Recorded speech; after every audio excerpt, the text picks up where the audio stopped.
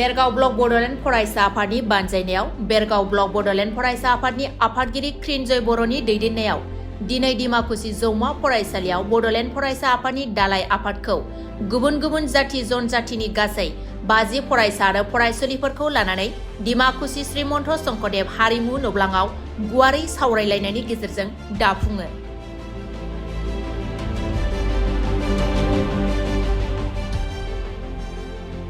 बे मेलाव उदालगुरि जिल्ला बड'लेण्ड फरायसा आफादनि गाहाय नेहाथारि, उदालगुरि जिल्ला बड'लेण्ड फरायसा आफादनि लोगो आफादगिरि, बेरगाव जिल्ला बड'लेण्ड फरायसा आफादनि गाहाय नेहाथारिजों लोगोसे बेरगाव ब्लक बड'लेण्ड फरायसा आफादनि आफादगिरि, गाहाय नेहाथारि आरो बेरगाव ब्लक बड'लेण्ड फरायसा आफादनि सोद्रोमाफोरा बाहागो लायो।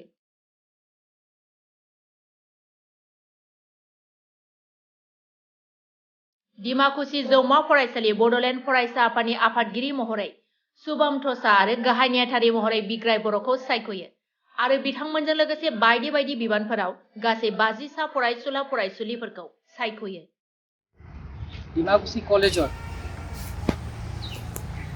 BSU Bodoland students union college unit गठन কৰা হৈছে। 50 জনীয়া কমিটি লৈ Bodoland students union Dimakuchi college unit গঠন কৰা হৈছে। ইয়াৰ মূল উদ্দেশ্য হ'ল আমি ছাত্ৰ ছাত্ৰীৰ ওপৰত কাম কৰিবৰ কাৰণে এই ইউনিটখন গঠন কৰা হৈছে আৰু এই ইউনিটৰ সভাপতি প্ৰেসিডেন্ট হিচাপে শুভম তোষাক দিয়া হৈছে আৰু বিগ্ৰাই বড়ো জেনারেল সেক্রেটারি হিসাবে দিয়া হৈছে।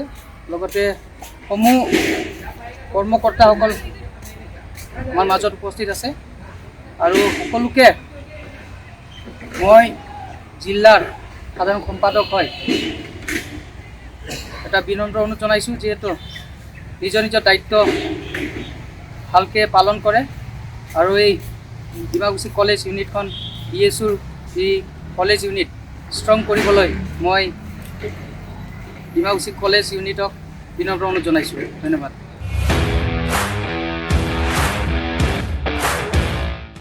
इन्डिपेन्डेन्स डे स्पेशल अफार लाबोदों सेरफांगुरियाव थानाय फुंखा इन्टारप्राइज बाजाज शोरूमा।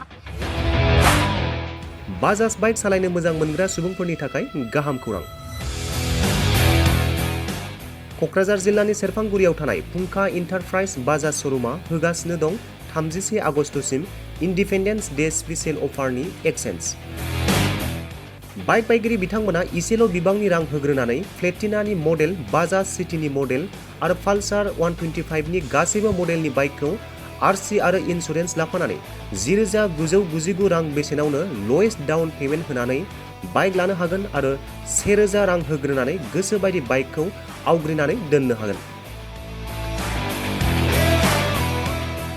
सेरफांगुरि फुंखा इन्टारप्राइज बाजाज शोरूमजों लोगोसे सराइबिल फुंखा इन्टारप्राइज बाजाज शोरूमावबो बाइक बायगिरि बिथांमोना खुंफुंजानाय इन्डिपेन्डेन्स डे स्पेशल अफार लोगोसे एक्सेन्जआव फैनानै नोंथांमोननि बाजाजनि बाइकखौ लांफैनो हागोन। सेरफांगुरि फुंखा इन्टारप्राइज बाजाज शोरूमा नोंथांमोननो लोगोसे मोजां अफारबो लाबोदों। बेफोरनो जाबाय 5 लिटार पेट्रल फ्रि, गंसे हेलमेट फ्रि, केस होनानै बाइक बायगिरिफोरनो 1,000 रां केशबेक हरफिननाय जागोन। आबुङै मिथिबावनो थाखाय 9395303476 9101547892 जानबुं नम्बराव खौरां लाहरनो हागोन।